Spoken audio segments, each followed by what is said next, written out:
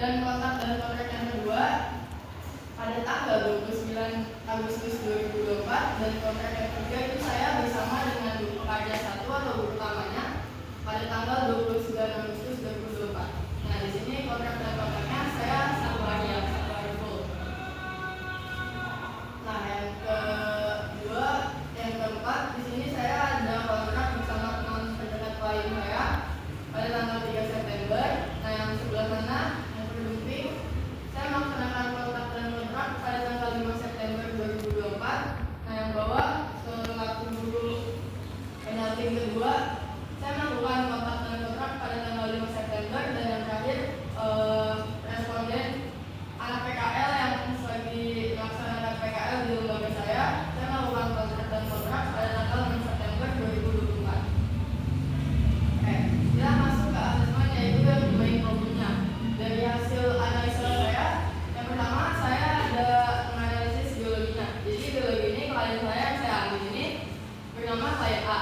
Klien A ini merupakan anak berusia 6 tahun yang lahir pada tanggal 1 Agustus 2018. Dia merupakan anak dua dari 3 bersaudara, dari Bapak S 43 tahun dan Ibu M 43 tahun. Klien ini keluarga kecilnya tinggal di Pejaten Timur, kawasan Pejaten Timur. Nah, hubungan antara klien A ini dengan orang tuanya itu baik ya, apalagi terutama ibunya. Jadi ibunya itu sering mengantar jemput serta menunggu klien di Yayasan Bina Anak Pertiwi ini di lembaga saya untuk memperhatikan klien ini bisa nggak sekolah di sana, bisa kayak nemenin aja gitu, tapi nggak yang benar-benar di sampingnya ya, ada ruang tunggu khusus itu kayak kecil tapi lembaga saya. Nah, di situ tuh selain menunggu, hubungan pada saat asisten pekerja sosial mengunjungi rumah klien itu tuh rumahnya ya seadanya ya, maksudnya nggak buruk banget, nggak bagus banget, sederhana.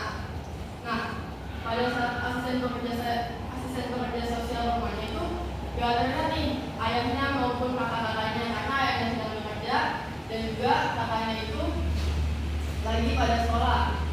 Nah, di situ asisten pekerja sosial melakukan wawancara kepada ibunya mengenai ekonomi, tetapi ditolak mentah-mentah seakan-akan tidak mau membicarakan ekonomi. Maka dari itu pekerja sosial tidak melanjutkan karena demi kenyamanan bersama. Nah, cita-cita klien A ini adalah sebagai pemain bola profesional dan hobinya juga sama, main bola. Itu bisa dikatakan pada saat asisten pekerja sosial itu menanyakan atau mewawancari klien tersebut. Kita masuk ke sisi psikologisnya. Psikologisnya ini anak klien saya yang saya ambil ini, sisi psikologisnya lemah di sosial, terutama sosial, dan orangnya tidak percaya diri. Di psikologisnya klien A ini tipe anak yang pemalu dan tidak terbuka. Jadi dia tuh beneran tertutup gitu loh.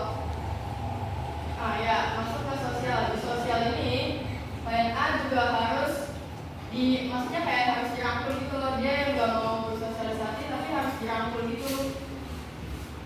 Ya, jadi istilahnya harus diajak dulu lah baru dia mau sosialisasi. Kalaupun gak diajak, dia benar-benar kayak berdiam diri dan membisu. Apalagi pada saat pembelajaran, dan saya sering memperhatikan klien saya pertama di sosial ini. Klien A ini pada saat dikasih pertanyaan sama gurunya ini, itu bakalan diem dan membisu dirinya. Tapi ya gitu sih, kalau misalnya ditanya dia masih ngeluarin suara yang kecil gitu. Nah, kalau untuk bagian spiritualnya dia itu menganut agama Islam ya, sekeluarganya menganut agama Islam. Dan juga pada saat di pembelajaran Yayasan Bina Anak Pertiwi ini ada pembelajaran pengajian di hari Jumat, itu selalu baca Iqra.